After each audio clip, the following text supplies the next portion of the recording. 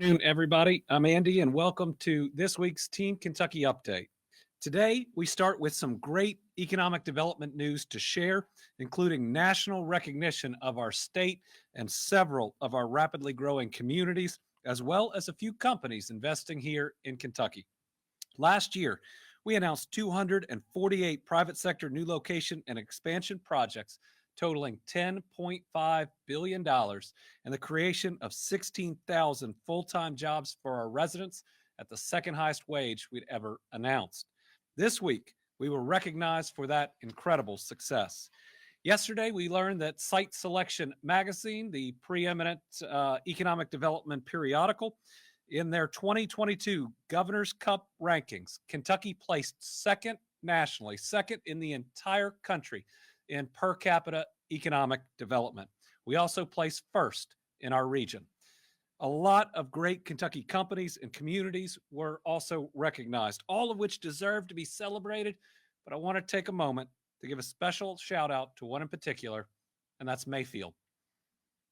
Devastated by the 2021 tornadoes, this community took one of the top 20 spots for economic success in micropolitan areas. We promised that we would be there for that community in Western Kentucky, just like we're going to be for Eastern Kentucky. And just look, a year plus later, new jobs, so many new jobs that Mayfield's receiving national recognition. What a good reason for people to stay and for the town not just to rebuild, but to thrive. Folks, Kentucky is becoming an economic powerhouse, and we're seeing this success thanks to you and everyone across Kentucky. Now, it's our communities that roll out the red carpet to these opportunities, that show people how great it would be to live and work in that community. And this result of hard work and dedication is really special to share all across Kentucky. These awards are a huge honor, and it's exciting to see Kentuckians working together to secure lasting prosperity, where we turn the brain drain into the brain gain, where gone will be the days where our talented youth think they have to move to secure opportunity. And what's coming are the days when other states' talented youth are moving to Kentucky because this is where it's at. In addition to the Commonwealth's strong achievements nationally, several Kentucky communities were recognized by Site Selection for their economic success in 2022 as well.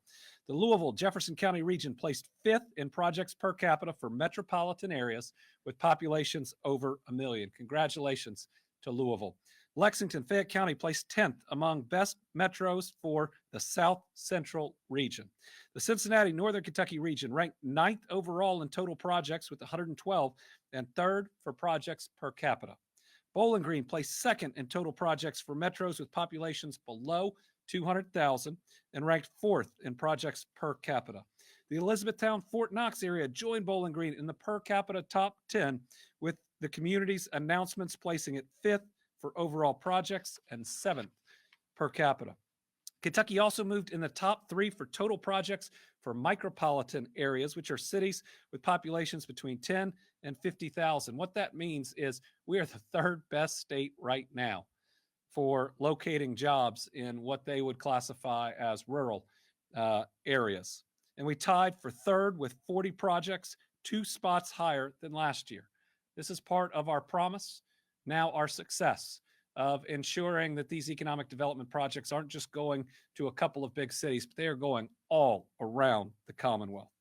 We have had 11 communities crack the top 100 for total projects among top micropolitans in the country. So the Commonwealth continues to punch above its weight, and we continue to deliver on ensuring that prosperity is going to reach every part of Kentucky and that no one will be left out.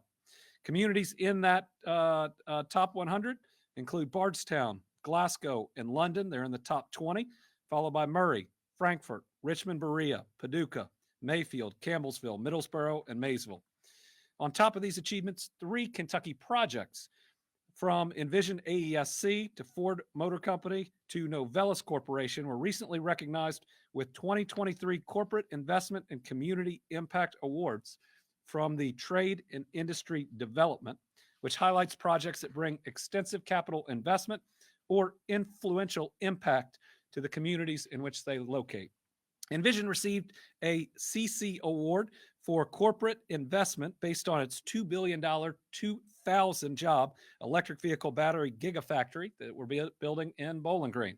Meanwhile, Ford, with its $700 million investment in the Kentucky truck plant, creating 500 new jobs, retaining thousands of others, and Novelis, a $365 million aluminum recycling project that's creating 140 jobs in Todd County, each received a Community Impact Award. I could not be more proud of all of our Team Kentucky partners, of all of the cities and counties. Really grateful for everybody who has worked hard to give the best shot for this dad and mom, because the First Lady will be up in a second, to keep our kids in Kentucky. Because with all the work being done out there, they're going to be able to chase big dreams in Kentucky if they so choose. In other tremendous news, earlier this week, Kentucky received a $117 million federal award to expand access to capital for small business through the U.S. Department of Treasury State Small Business Credit Initiative. This funding will be allocated in 3 phases over the next 10 years towards venture capital programs, loan support, and community development financial institutions, with a focus on expanding access for underserved business owners. Very exciting to have over $100 million of additional capital to help our small businesses grow. Remember, while we make all these big announcements of new companies or expansions, small businesses add more jobs to the Kentucky economy every year than the big ones that we announce. They are also the last groups to lay people off during hard times. They are pillars of our community.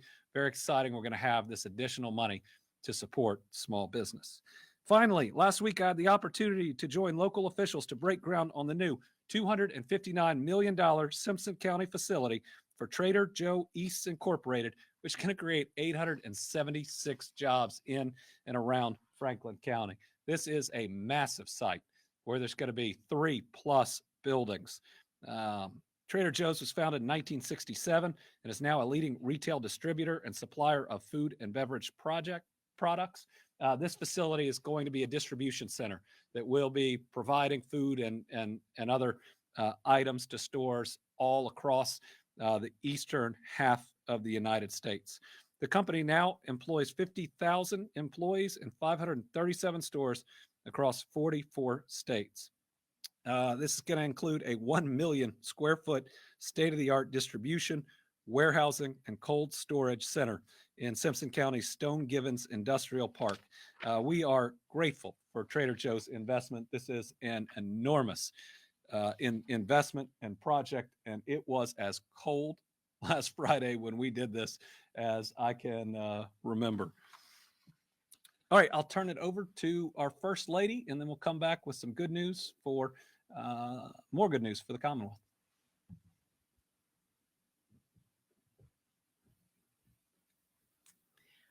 Good afternoon. Today, March 2nd, marks one of my favorite times of the year. Today is Read Across America Day. This annual celebration of literacy kicks off on Dr. Seuss's birthday and is a week full of fun opportunities for kids to enjoy good books and all the benefits that come from sharing stories. I was fortunate to join Eastern Elementary School in Georgetown and Hearn Elementary School right here in Frankfort to kick off celebrations earlier this week.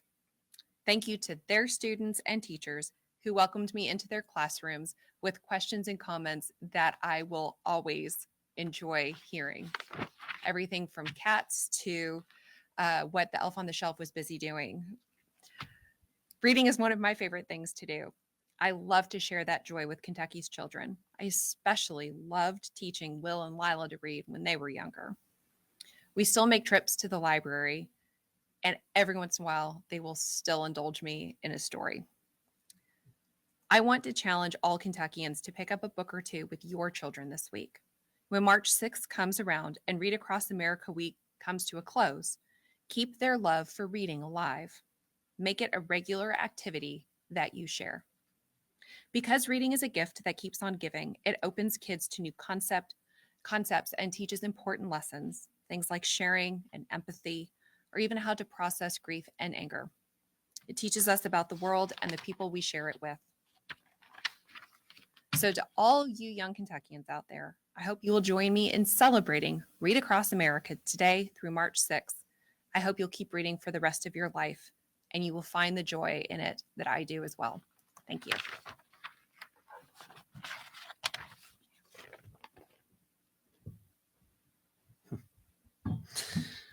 All right. Other exciting news today. On Sunday, the Kentucky State Police welcomed 103 new cadets to the training academy in Frankfort as troopers. This is the largest starting class since 2014. I want to thank and recognize the hard work of the KSP recruitment branch. We've been working with this team to recruit more troopers and to increase diversity, including more women and more minorities. KSP and I have both acknowledged that the state police must represent the diverse communities they serve, and under Commissioner Burnett's leadership at KSP, we are making strides. We've taken intentional steps to make this a reality, and we've also worked to increase pay, enhance benefits, and even more to ensure these officers and their families are better supported. To our new cadets, your choice to pursue this heroic career is a true testament to your desire to create a better, safer Kentucky. These cadets will receive 24 weeks of basic training with more than 1,000 hours of law enforcement education. And for the first time in the agency's history, this Cadet Class 103 will receive training on the recently purchased integrated video recording system, or body cameras, that they will be equipped with upon graduation. Cadet Class 103, we wish you the best throughout your training, and we thank you in advance for your service. Team Kentucky will be praying for you, supporting you, and advocating for the resources that you need to come home safe every night. All right, update from emergency management on flooding. To date, the Commonwealth Sheltering Program has 203 households in Eastern Kentucky that remain in 208 travel trailers. So 14 families have found more permanent housing since last week, and we're using 5 less trailers than we were last week. So 199 trailers are currently occupied at 10 commercial locations, and there are the 9 trailers on private locations. There are 0 people on the waiting list. 4 people are currently sheltered in 1 hotel. That's no change. 20 people still sheltered at state parks. Remember, that's down from 360 at one point. FEMA assistance has now reached $100.5 million in individual assistance grants. This is an increase of over $522,000 from last week. So every week, we're seeing somewhere between $400,000 and $1 million that continue to be awarded to Kentucky. And so don't give up on your claim. Keep pushing. Since February 26th, an additional 12 applicants have received the maximum grant of $37,900. And I think this is a new statistic. So to date, 654 survivors have received the maximum grant. That's about $24.7 million, about a quarter of the total awards. If you need help, please call FEMA directly or visit a multi-agency resource center. We call them MARC centers. Make sure to check on the website for the hours as they are now rotating. In the buyout program, we continue to see progress there. This is the fastest buyout program in the history of the United States. It's never been done this quickly. These are folks that are living in the floodplain that FEMA offers to purchase their property, and we hope they use those dollars to find a safer location. As of this week, we have over $12.6 million in awards approved for the buyout program. That's an increase of $2.4 million since the last update. The awards account for 75 properties from Perry County, the city of Jackson, Breathitt County, Letcher County, and newly approved Knott County applicants. Homeowners wanting to learn more about the program are encouraged to contact their local county judge or emergency management office for more information. Today, we have 1 new award from the Western Kentucky Safe Fund and 3 new awards from the Eastern Kentucky Safe Fund. From the Western Kentucky Safe Fund, Taylor County will receive more than $60,000 to help with ineligible debris removal. And Eastern Kentucky, the city of Hazard, will receive $1.75 million to help with strained finances after the floods. The Knott County Fiscal Court will receive more than $3.5 million to help them meet a FEMA match And Letcher County has been awarded more than $160,000 to fund a FEMA match as well. As I've said from the beginning, we will be there for both Western and Eastern Kentucky, no matter how long it takes. All right, we're going to move to public health, where we're going to hear from Dr. Stack, because there are a lot of changes coming, and what types of data and how much data we are going to have or not have in the future once the federal state of emergency ends. But let me very quickly say, flu activity continuing to decline in Kentucky. It was a very effective flu vaccine this year. Please get your flu vaccine at the appropriate time. COVID-19 remains stable. We do continue to recommend getting the new booster if you have not gotten it. So now I'd like to invite Dr. Stack up to give us an outline of what we can expect, especially as the national state of emergency ends. Steve?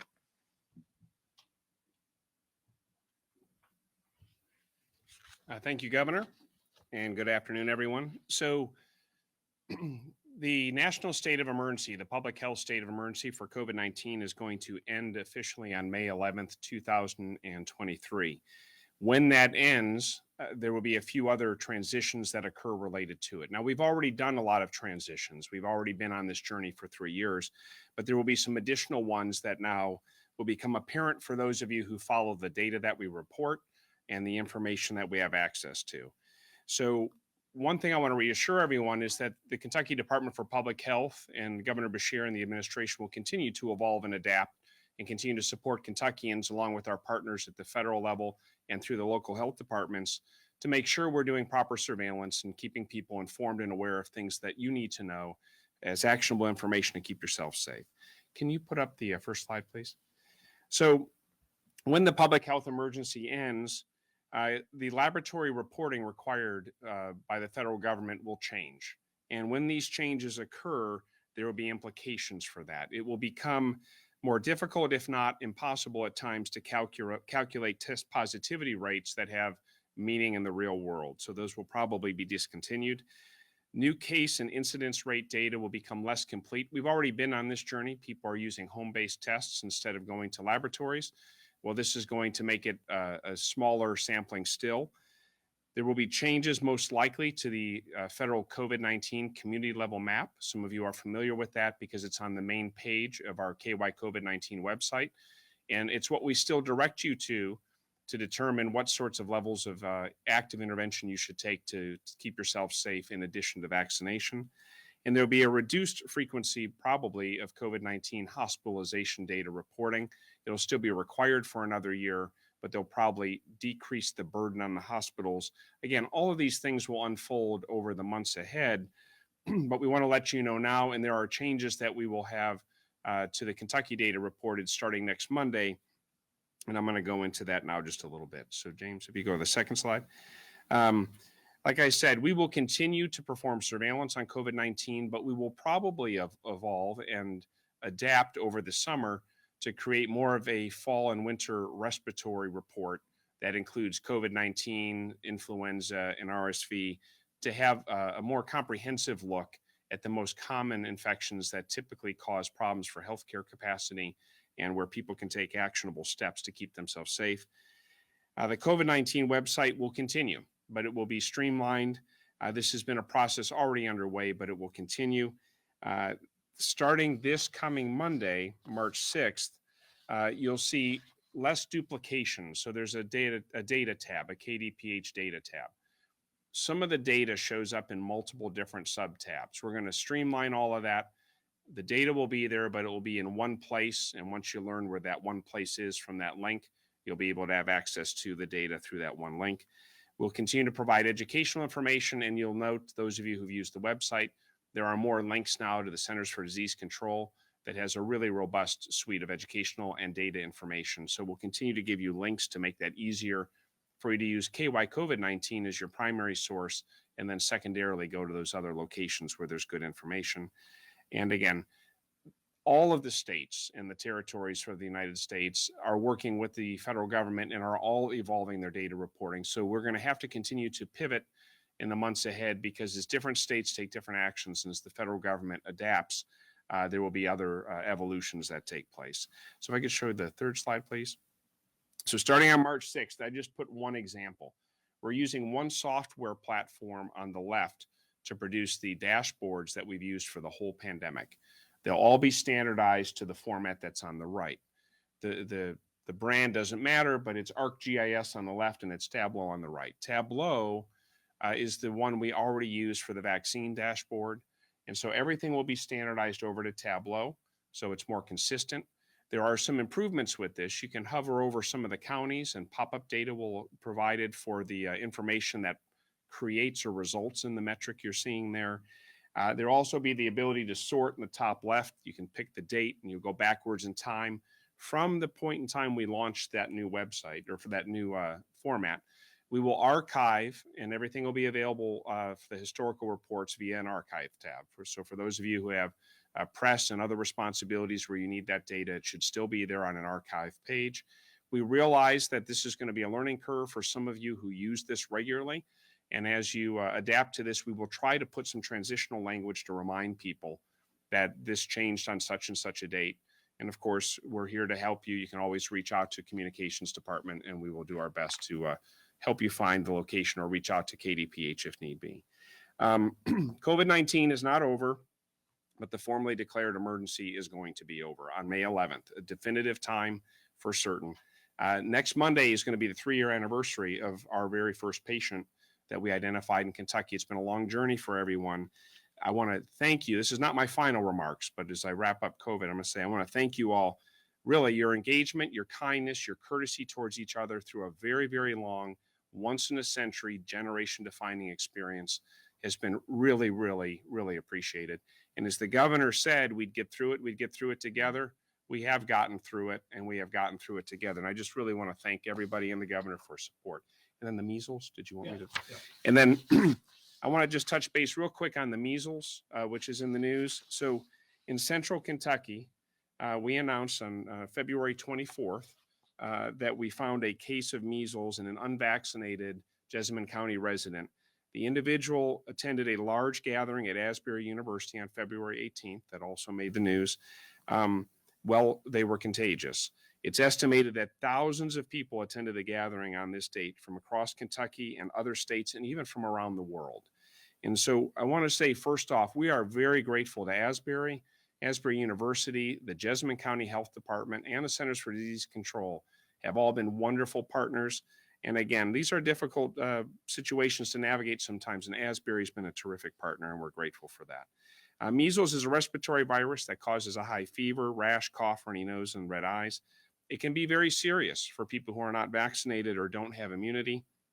In an Ohio outbreak just last year, 40% of the people who were infected, so it was 36 out of 85, ended up in the hospital. Most of those are kids, folks, because those are the ones now who are unvaccinated. And so it's really, really important for any parent. Your kid going in a hospital is obviously a terrifying moment. Vaccination makes that a virtual unlikelihood, almost certain not to happen. Measles symptoms typically happen 7 to 14 days after contact with the virus. The rash typically appears 3 to 5 days after the first symptoms. Virtually everyone, nearly 100% of people who get measles get the rash. It is definitive for it. Measles is one of the most contagious diseases on the planet. The only thing that can compete with it is the Omicron variant of COVID. We've talked about that before. Before vaccination, if you were in a room with one person with active measles who was contagious, you should expect 9 out of 10 people in that room would get infected. One person with measles can infect as many as 18 other people. It is that contagious, folks. Vaccination, 2 doses of an MMWR is 97% effective in protecting you from measles. So here's the issue. Most adults have immunity to this. You've been vaccinated or you had it if you're beyond a certain age, you had it as a child. The problem is vaccination rates have fallen to 87% for kindergartners in the Commonwealth of Kentucky. That means 13% of kindergartners in Kentucky, based on current CDC data, are at risk for measles. And I just told you 40% of the people who got infected last year in Ohio ended up in the hospital. MMWR has been around for a long time. It is safe. It is effective. It is highly effective, 97% effective. We would urge everyone to please go and get vaccinated if you are, well, children can't do that without their parents. If you have fallen behind because of COVID or because you couldn't get to your doctor's office or it fell off the radar, please make sure your children are up to date with their vaccines. It is the easiest, safest way to keep them protected and make this whole thing a non-issue. And finally, if you were at the Asbury event between the dates of, say, February 17 through 20, if you develop a fever, cough, runny nose, irritated eyes, and a rash, a red rash on your body, you should isolate at home and you should call your healthcare provider. Don't just go show up unless you are in serious need of emergent medical care. Call them first and say, I think I have measles. Tell them why, and they can help you hopefully arrange or navigate how to get testing so you don't show up in a waiting room and infect everybody else in the waiting room. So anyway, folks, measles will not be COVID, but this is something that we very, very clearly can keep ourselves safe from through vaccination. So I urge y'all to make sure your children are up to date. Thank you, Governor. Thank you. All right. And today's Team Kentucky All-Stars are Kentuckians raising awareness around cancer research. So many Kentuckians are impacted by cancer, including me and my family. My dad is a cancer survivor, and sadly, I've lost some pretty special people to cancer, including my Aunt Mary Ann Miller and a close friend who recently passed away that I've known my entire life. It is hard to lose someone we love, but we can honor them by helping others. It gives us hope and a meaningful way to remember them. Over the last few weeks, I've met some pretty incredible Kentuckians doing just that. On February 15th, we recognized Childhood Cancer Research Advocates Day and met with children and their families impacted by cancer. They fight daily for their children and kids across Kentucky so they can have access to quality care and research for long, healthy lives. This month, we're also working with folks here in our Commonwealth to raise awareness around colorectal cancer. This cancer is the second leading cause of cancer-related death among men and women combined. But 60% of those deaths can be prevented by regular screening. So last night, we lit the mansion blue to encourage folks to schedule their regular screenings. The new recommended age is 45. That's my age. I'm working to schedule an appointment, and I hope everyone else will too. Today, I also met with some pretty amazing Kentuckians who are working in honor of their loved one.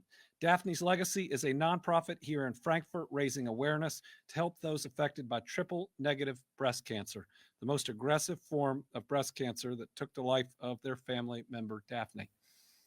Her brother, children, and their entire family are working hard to honor her by helping others. All of these leaders are inspiring, so it gives me great pride today to name these advocates and those working to fight against cancer as Team Kentucky All-Stars. We're going to support these All-Stars and their efforts. In fact, just this afternoon, I'll be traveling to Campbell County, where I will present an award from our nonprofit assistance fund to the Wood Hudson Cancer Research Laboratory, which works to research cancer treatments. We're also dedicating funding to the childhood cancer research, creating free screening programs, and we're continuing to increase access to affordable and quality health care. Thank you to our Team Kentucky All-Stars. All right, we'll open it up to questions. We'll start with Christiana Ford. Hi, Governor. Thank you for calling on me. Recently this week, we went out to Martin County to do an update on the water issues. And so people there are still drinking out of water bottles, even though the officials are saying that their water is safe to drink, according to EPA standards. So I'm wondering if there are any funding challenges or limitations that are preventing the state government from addressing the infrastructure issues in Martin County.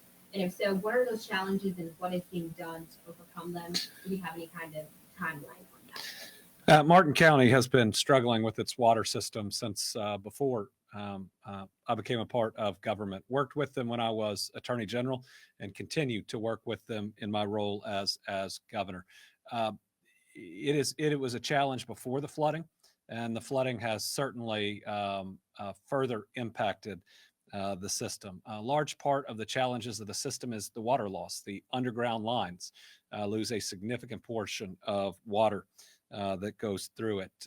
It took a long time and many missteps in the past to get that system where it is, and it's going to take us some time, unfortunately, to get it fixed.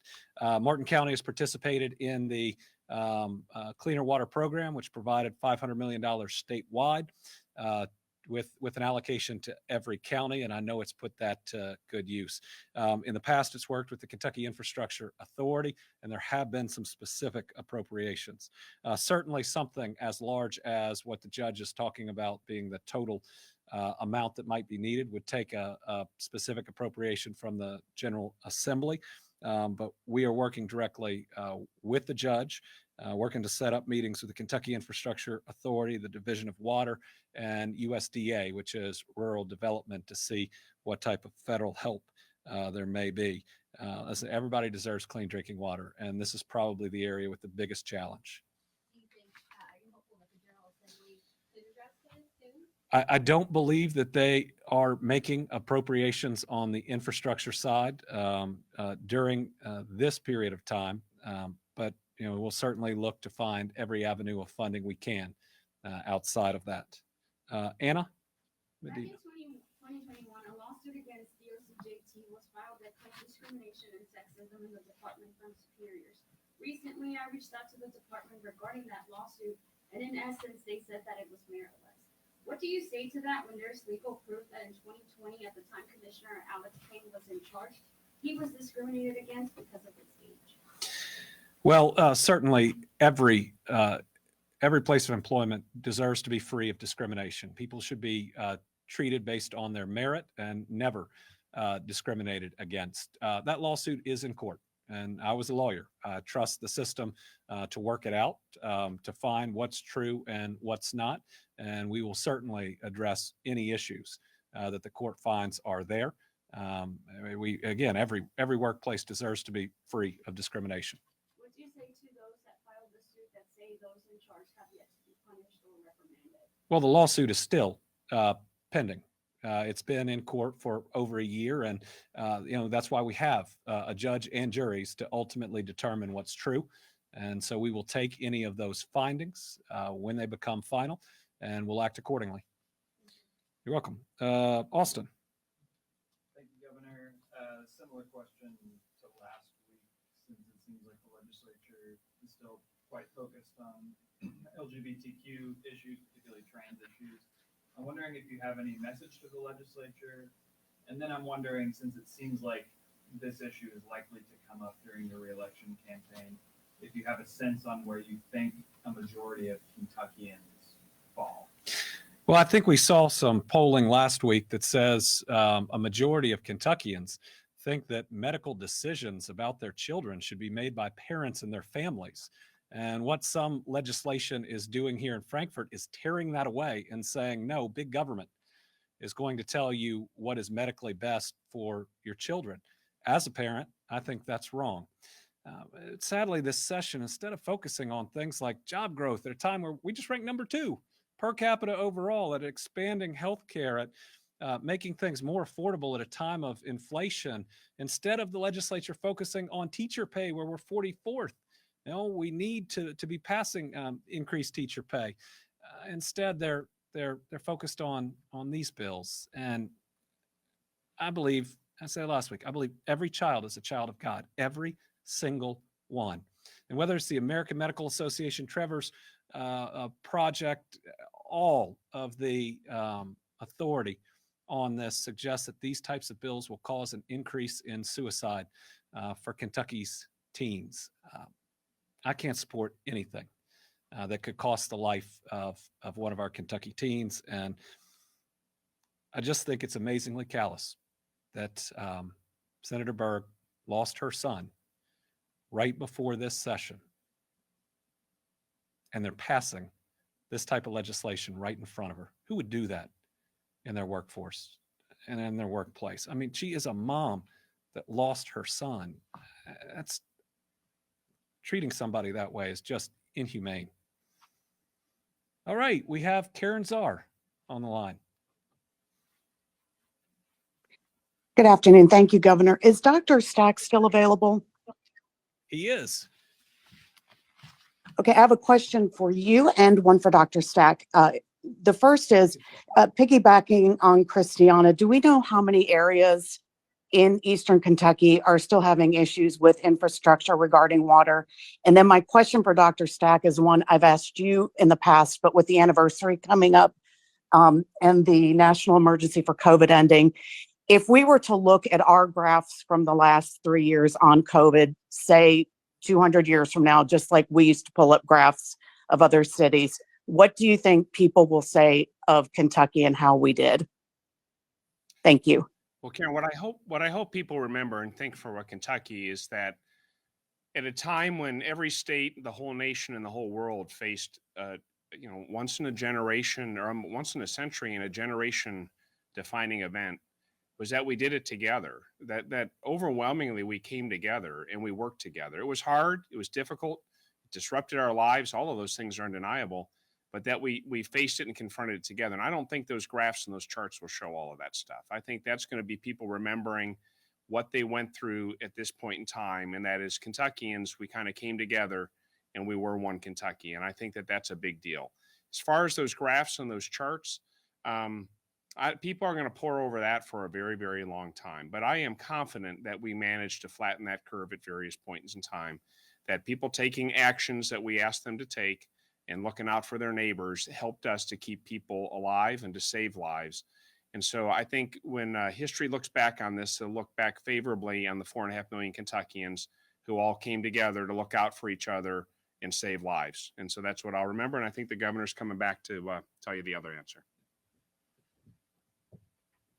I'd say on that, I think it'll show the most effective battle against a pandemic in human history. Now, it happens once every 100 years, so it should be better every time. But you look at how quickly we got vaccines, you look at the initial projections of how many people we'd lose versus the number that we've lost.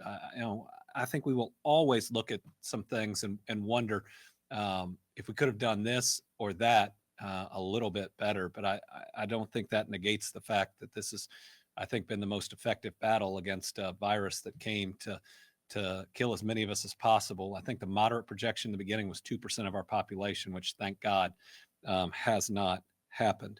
On Eastern Kentucky, the flooding caused over $1 billion of water and wastewater damage. So everywhere that it's significantly flooded has significant infrastructure damage that's going to take some real time to repair. That's City of Hazard and Perry County's various water systems. That's City of Hindman, Knott County, and everywhere, everywhere that it flooded. You think about that much water going through those systems, and it caused significant and severe damage that will take us years to replace and to repair. Olivia Evans from the Courier-Journal. Good afternoon, Governor. I have 3 quick questions. Can you first start by telling me what was your reaction to the change in Senate Bill 115 today?